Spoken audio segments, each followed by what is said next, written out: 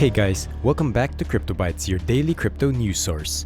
Today we will be talking about Alameda Wallet's funnel over $1.7 million via crypto mixers overnight, where, due to the elaborate planning and use of mixing technologies to conceal transaction pathways, data rules out the likelihood of liquidators being behind the financial transfers. Also, Bitcoin investors likely at the start of historic accumulation phase. According to Messari CEO Ryan Selkis, disputed Robinhood shares may be moved to a neutral account at block fees request, where a judge will decide whether to move the assets in January 2023. The SBF's new judge already sent one crypto fraudster to prison, where previous judge Ronnie Abrams disqualified Freeds herself due to suspended conflicts of interest. Brazilians are turning to stablecoins to protect savings from inflation. And lastly, a pro-XRP lawyer says SEC Chair Gary Gensler will drive crypto prices lower with future lawsuit against an exchange. Please keep on watching this video, click the subscribe button and hit the notification bell so you will be updated on our uploads. After being inactive for 4 weeks, 30 Bitcoin wallets connected to Alameda Research, the insolvent sibling firm of FTX, started functioning on December 28. Through a variety of crypto mixing services, these wallets traded and combined digital assets valued over $1.7 million. Market manipulators and criminals frequently employ crypto mixers to obfuscate the transaction trail and prevent money from being returned to its original source. The first flow of money started with several Alameda addresses exchanging tokens for Ether, tickers down $1,196 per Tether, USDT tickers down $1, and transferring them to crypto mixers, according to information provided by the crypto forensic organization Arkham. These payments were mostly directed to two primary wallets with the prefixes 0xe5d and 0x971. After sending tokens to an address beginning with 0x738, the Alameda wallet then transmitted tokens to an address beginning with 0x64e. The ETH is then divided up and sent to smaller wallets, often in amounts of $200,000 and $50,000 through this 0x64e wallet. It was then forwarded to providers like ChangeNow and FixedFloat. ChangeNow denounced fraudulent actions such as those related to the Alameda Wallet's case in a post on its corporate blog. Quote, ChangeNow's compliance team is currently working closely with investigators to detect the flow of the illegal funds, while also keeping a close eye on alert from the community on funds with suspicious trails, end quote. The team's statement continued, indicating that the company is making serious effort into preventing such incidents. Stable coins were purchased via a different wallet, where wallet assets were first converted to USDT and then transmitted to FixedFloat. 800,000 USDT in total were exchanged via mixers, and a further 400,000 USDT were channeled using various techniques. Stablecoins worth an extra 200,000 USDT were delivered via RenBTC to the Bitcoin network. The following exchanges and transfers totaling $1.7 million were made using various mixing services: 270.5 ETH through ChangeNow, 800,000 USDT through FixedFloat, 200,000 USDT through Curve SynSwap to native Bitcoin BTC tickers down $16,603, 200,000 USDT through AirSwap, 200,000 USDT through other crypto mixing services. The transfer of money from the Alameda wallet through mixing equipment caused quite a stir in the cryptocurrency world. Many people raised concerns about the timing of the financial transfers, while others focus on the use of mixing services and the incapacity of the authorities to stop it despite the fact that the case is still pending.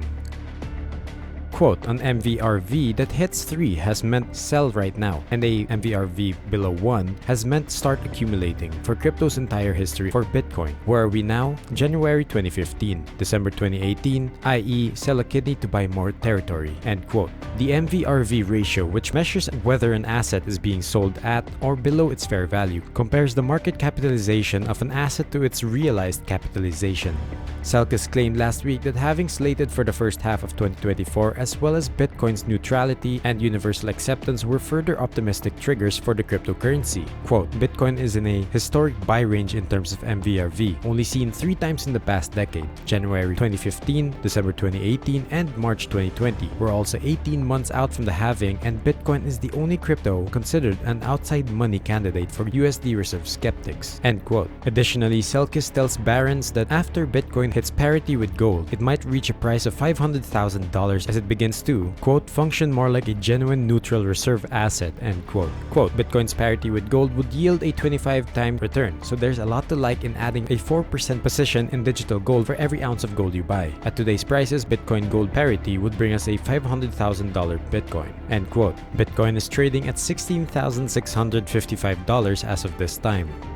According to a report from the Wall Street Journal on December 28th, the court supervising BlockFi's ongoing bankruptcy case concurred today to evaluate a motion that might see 56 million Robinhood shares transferred to a neutral place. To transfer the assets to a neutral account, the court has not yet given her approval. The issue will be resolved during a hearing in court scheduled for next month. If BlockFi's motion is granted, the shares will be kept in escrow or a broker's account until a judge could decide who the rightful owner of the disputed shares is. Because of its previous interactions with FTX and Alameda, BlockFi thinks it should control the Robinhood shares. Alameda committed the shares to BlockFi as loan security just before FTX collapsed in November. Since the start of its own bankruptcy procedures on November 28th, BlockFi has been attempting to acquire and sell the shares. Emergent Fidelity Technologies, a holding company that is 90% controlled by Bankman-Fried, now holds the contested shares. In May, the company initially bought the shares for Bankman-Fried. The shares were valued at $482 million at that time.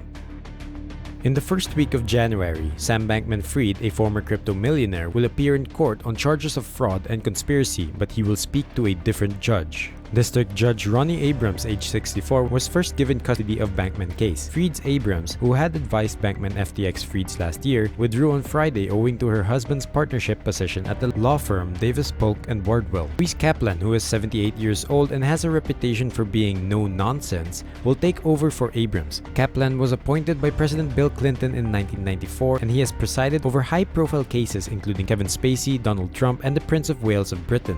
Kaplan is conversant with cryptocurrency scams. In 2016, he is credited with passing judgment in the first federal securities fraud case involving Bitcoin, awarding Trendon Shavers of Bitcoin Savings and Trust 18 months in jail and 3 years of supervised release for operating a Ponzi scheme. In the days before his arrest, Bankman-Fried spoke to the media to refute claims of fraud.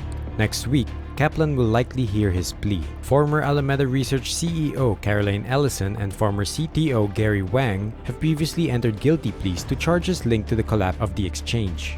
According to court records, Ellison entered a plea of guilty to 7 crimes, including 2 counts of wire fraud, 2 counts of conspiracy to conduct wire fraud, 2 counts of commodities fraud, securities fraud, and money laundering. She may spend 110 years behind bars. Similar to other defendants, Wang entered a plea of guilty to 4 counts, including conspiracy to conduct securities fraud, commodities fraud, and wire fraud. He might spend up to 50 years behind bars. On a $250,000 bail, both executives have been freed. While under house arrest during the trial, Bankman-Fried is presently free on a record $250 million bail, which was secured by the California home of his parents.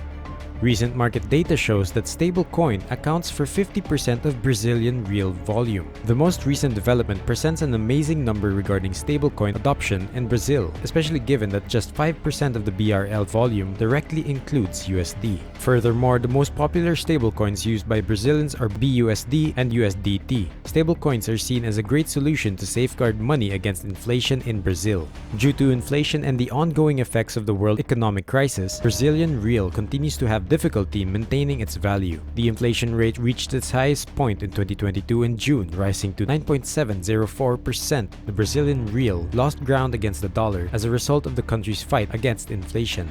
Brazil's Jair Bolsonaro signed a measure on December 22 making it legal for anybody to use Bitcoin as money there. However, the measure outlines the foundations of regulating cryptocurrency and the entities in authority rather than promoting Bitcoin's status as legal cash in Brazil. Additionally, the measure now requires Brazilian cryptocurrency companies to get licenses for third-party administration and custody of virtual assets. The laws are in place to stop something resembling FTX's collapse in the foreseeable future. With the majority of banks and brokers offering cryptocurrency investments and related products like custody and token sales, Brazil now has the most cryptocurrency ETFs in Latin America. The Brazilian Central Bank planned to launch the virtual real by 2024.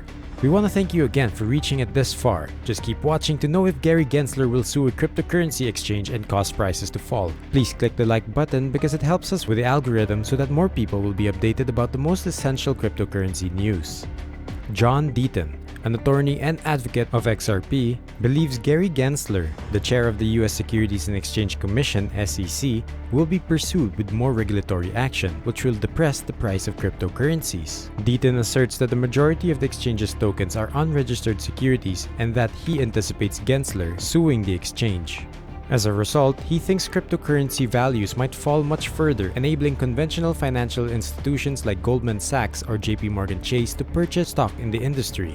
Quote, "I've been saying for a year that this was the plan. Once the market is at bottom and the incumbents get a bigger piece, Gary and the SEC will come to the table and work out some form of guidelines or clarity. Even if Ripple CEO Brad Garlinghouse is correct and 99% of crypto goes to zero, it will still leave 100 to 200 projects. So you get the picture. Utility will win the day. I have no idea where the bottom is, but what is clear to me is the agenda being pursued by regulators like Goldman Gary. Coinbase has a market cap under $9 billion with $5 billion in cash. I wouldn't be surprised to see a takeover attempt if Coinbase CEO Brian Armstrong doesn't accept an incumbent partner.